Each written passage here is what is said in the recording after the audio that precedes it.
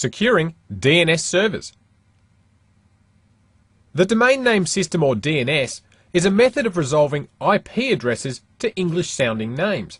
In Windows 2008, a DNS server is a required service that's used by clients and servers to access Active Directory.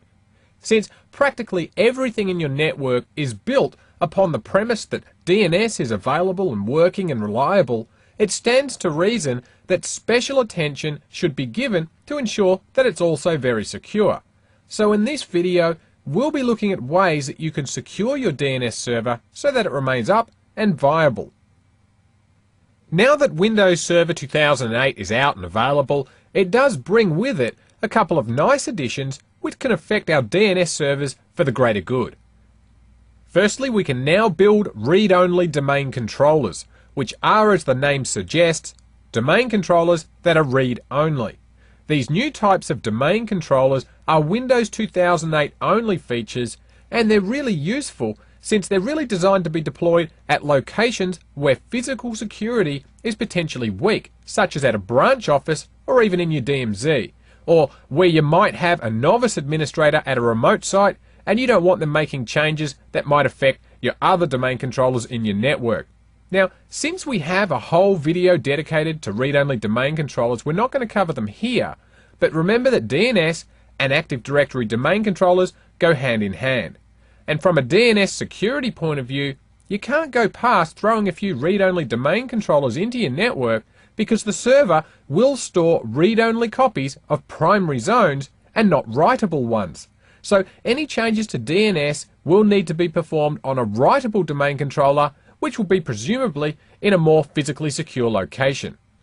Also, since Windows 2008 supports running a DNS server using a server core build, for a much reduced attack surface, you should consider doing away with the GUI and learning how to type. That way, only the services required for running DNS will be running, and you'll get better performance and less risk.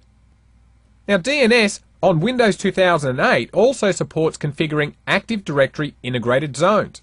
When we choose to integrate DNS within Active Directory, this means that rather than our DNS server storing our DNS records as plain text files, DNS is now stored within the Active Directory database as objects and replicated as part of domain replication. So if we click on Start and we go to Administrative Tools and launch the DNS console, and then we'll expand our server here, DCO1, and then we'll expand forward lookup zones.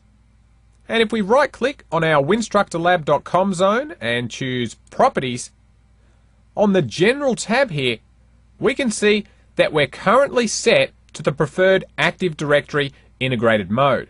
So DNS is now stored within the Active Directory database as objects and replicated as part of domain replication. Now, if you do currently have your DNS server configured to not be integrated with Active Directory, we only need to click on the Change button here and then check this box at the bottom. But don't forget that in order to integrate DNS with Active Directory, you will need to have your DNS role installed on your domain controller. It can't be separate. Secure Dynamic Updates is another setting that we can use to further mitigate risk to our DNS server. Dynamic Updates by itself means that the DNS client, or in other words your workstation, is responsible for updating the DNS server, which reduces the amount of administration required. But by itself, this can cause problems since rogue DNS clients can flood the DNS server with bogus DNS entries. However, when we choose to use Secure Dynamic Updates, we can mitigate this risk by first requiring that the DNS client is a member of our domain. Now, if they aren't a domain member, then they can't update DNS. Now, if you are in a high security environment, you'll probably want to go one step further and enable only secure updates on all of your DNS zones except your top level and root zones, and then set those zones to not allow dynamic updates at all. Now let's go and click on the Zone Transfers tab, since this used to be a problematic area, especially back in Windows 2000, since zone transfer would be allowed to any server, and that was a problem. At least in Windows 2008, zone transfers, as you can see, are not enabled by default, and you'll need to turn them on. Now, when you choose to configure zone transfers, you should configure them to only either selected servers, which you can list here, or to only servers listed on the Name Servers tab. Now, the next thing you should also give some consideration to is whether you need to have recursion enabled or not. So we'll go and cancel this, and we'll right click on our server DC01 and choose Properties, and then the Advanced tab. And here, by default, you can see that recursion is enabled for the DNS server service. Recursion is when Windows 2008 DNS servers query other servers on behalf of the requesting client, attempting to fully resolve the name by contacting all of the DNS servers it can in turn to find out the answer. In contrast, the root servers use an iterative response, which basically says, go and ask that server over there for the answer, as I'm not going to do it for you. Recursive lookups continue until the server receives an authoritative answer for the queried name, and then the server will forward this answer in a response to the original query from the requesting client. Now, this means that attackers can use recursion to perform distributed denial of service attacks on their targets by sending a DNS request to your DNS server, which will go and find the host requested and send it back to the client that requested it, which of course really came from a spoofed return address which points to the victim's machine. Now, this means that your DNS server is actually actively participating in the attack. Certainly something you probably want to avoid getting involved in. So if you don't really need to have recursion enabled, then go ahead and disable it. Now, also on this same Advanced tab down the bottom here, we can ignore non-authoritative resource records by leaving this Secure Cache Against Pollution box checked. This prevents attackers from polluting the DNS server cache with resource records that haven't been requested by our DNS server, and if our DNS server discovers that referred names are insecure or potentially bogus, it's going to throw them away. Now, if this option is left enabled, then the DNS server will check the response that's been given in a referral to see if it came from the same DNS name which the request was for. So for example, if our DNS server here sent out a request for the web server at google.com and the response comes back as something outside that domain tree, such as the web server from microsoft.com, then our DNS server is not going to cache the response. Now, the next tab we should consider here is the Root Hints tab, and this tab by default contains the 13 IP addresses of the root servers, and it's populated when we first install our DNS server. Now, normally you'll leave these as they are, you probably won't touch them, but if you happen to be running a private internal DNS namespace, then you'll want to configure these to point to your own internal DNS servers that host your internal root domain. That way, your internal DNS server won't send your private information out to the internet when they resolve names. Now, speaking of internal DNS servers, another recommendation is to configure your internal DNS servers to communicate with your external DNS servers in your DMZ, and only configure the external DNS servers with root hints that point to the real root DNS servers out on the internet. Now, I should also mention, like we discussed in an earlier video, you could also run the security configuration wizard over your DNS server to lock it down even further so that any unnecessary services are disabled, and this is going to reduce the vulnerability of your server to any attack. Alright, well, the final thing that I want to cover in this video is something called the Global Query Block List, and it's a new feature to Windows 2008.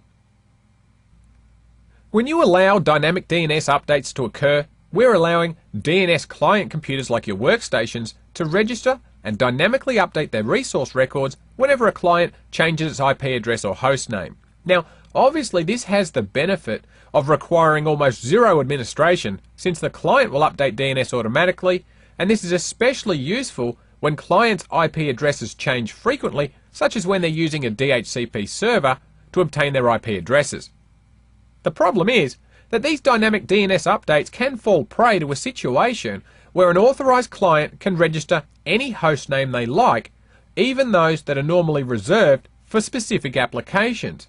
And two of these commonly used protocols are listed here: the Web Proxy Automatic Discovery Protocol and the Intrasite Automatic Tunneling Addressing Protocol. The Web Proxy Automatic Discovery Protocol is used by web browsers to locate configuration settings to use a proxy server. For example, the proxy features of ISA server. The browser will locate the web proxy server by querying the DHCP server for the URL of the web proxy server on the network. So I could configure a host on the network with a host name of wpad.winstructorlab.com. And when my other clients on the network try to locate the wpad server, they'll be directed to my computer where I could issue them with a bogus configuration setting to force them to use a proxy server that I've set up and then divert their web browser to a malicious website. And all of this would be relatively easy as long as we don't already have a wpad computer already defined in our DNS zone. So when a client needs to locate a wpad server, it'll attempt to contact a host on its local domain using the URL of wpad.winstructorlab.com/wpad.dat. However, if we had a client in a different domain called client1.london.uk.winstructorlab.com, it's then going to attempt all of these URLs until it finds the appropriate server. Now, if it does locate the wpad.dat file, the client's browser will read the contents of that file and then configure itself according to the settings that's contained in the file. And that's where the problem lies. Like I said, I could easily configure a host and call it wpad, and then start configuring users' browsers with bogus settings to force them to a site of my choice.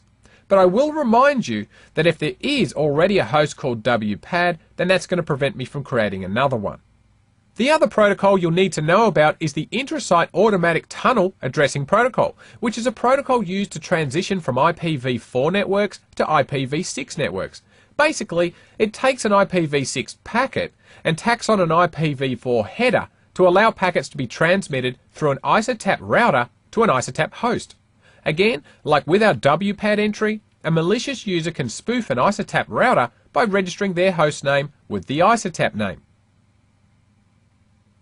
So how can we prevent all of this from happening? Well, if you're running a Windows 2008 DNS server, you'll be pleased to learn that you're already protected from this happening. The Global Query Block List is already equipped and configured by default to deal with this problem. So if we go and open up a command prompt, and we'll enter in DNS command /info, and then we're going to add in the Global Query Block List switch, and we'll hit enter. And in the output here we can see that wpad and ISATAP are both being blocked by default.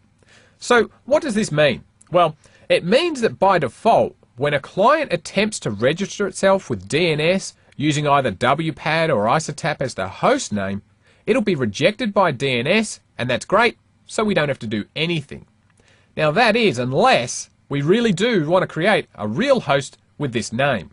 Now if that's the case, let's say you might be deploying ISA server for example, and we want to create a real wpad entry, then you'll need to go ahead and delete wpad from this list.